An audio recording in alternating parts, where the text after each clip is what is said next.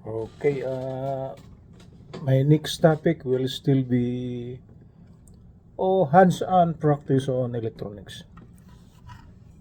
My next topic will be how to desolder or to remove the parts from the circuit board. Like this one here, this is an audio amplifier.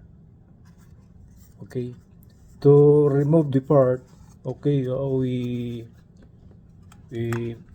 put the board something like that.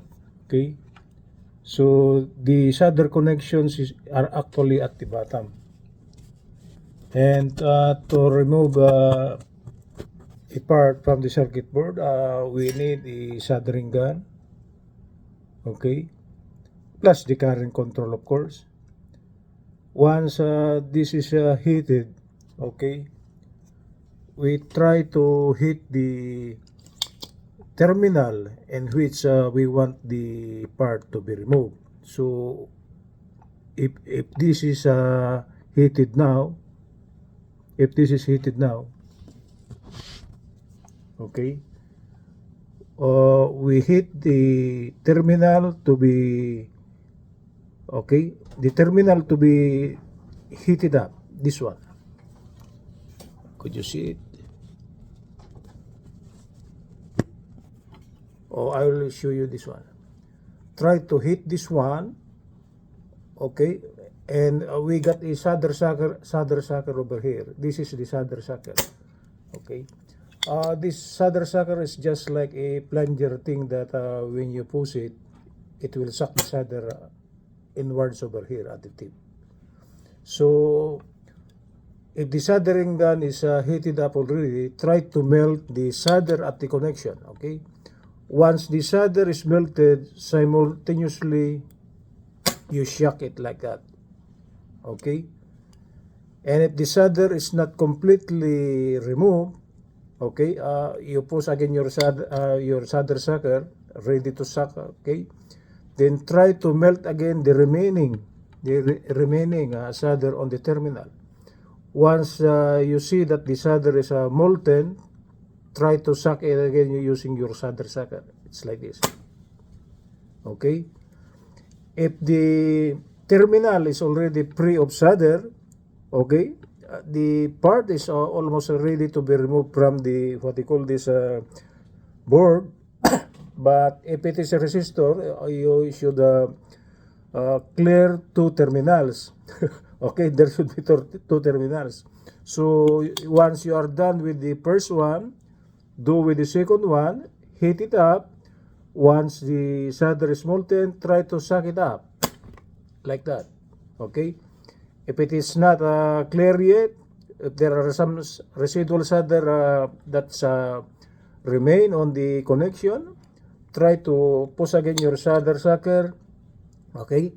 Try to melt again the remaining solder, then try to simultaneously suck it. So it's a so-called I mean the timing is should be correct. Once the solder is molten, suck it immediately, okay? It's like that. Once the solder is molten, okay, suck it, okay? Then if it is clear of solder, try to remove the part, okay? Okay, that's the first method on how to remove a part from a circuit board.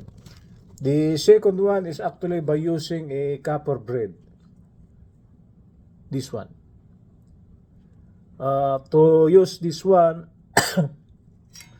try to hit this one, the solder braid, no, not the copper braid, then put it on top of the solder to be removed, okay? If this is heated up, okay, it will suck the solder that's on the terminal of the part, okay? The solder that's molten will be sucked by this copper braid, okay? You heat up the terminal first, okay? You heat up the terminal. Once the solder is molten, try to put the solder braid near it, and the solder that's molten will be sucked by this copper braid, okay? But The more accurate one is by using the so-called solder sucker. You heat up the terminal. Once the solder is molten, try to, okay, suck it. Okay, this is more accurate than by using the solder braid. The solder braid is actually more useful on the so-called if the solder to be removed is actually in a wide area. The copper braid is more accurate than the solder sucker. Okay, solder sucker is only good for the if the terminal to be if the solder to be removed is on the terminal, and it's not so many. But if the solder to be removed is in the wide area, the better procedure is to use a copper braid. Okay, you heat up the what you call this, the solder to be removed, then try to make contact with the copper braid. Okay, once it make contact, okay, it will be sucked by it. Then little by little you will clean the solder until you remove all the solder that remains on the board. Okay, I will repeat it for the last time before we go for tonight. The number one method on how to remove part from the circuit board is to heat up your soldering gun. Okay, try to melt the solder on the terminal, then simultaneously you suck it. Okay, the other method is that if the solder to be removed is actually a very wide area, you use the copper braid. But you need a what you call this, a more powerful soldering gun to heat up the wide area. You cannot use this pointed one. This pointed one is only good for removing parts, okay, individually.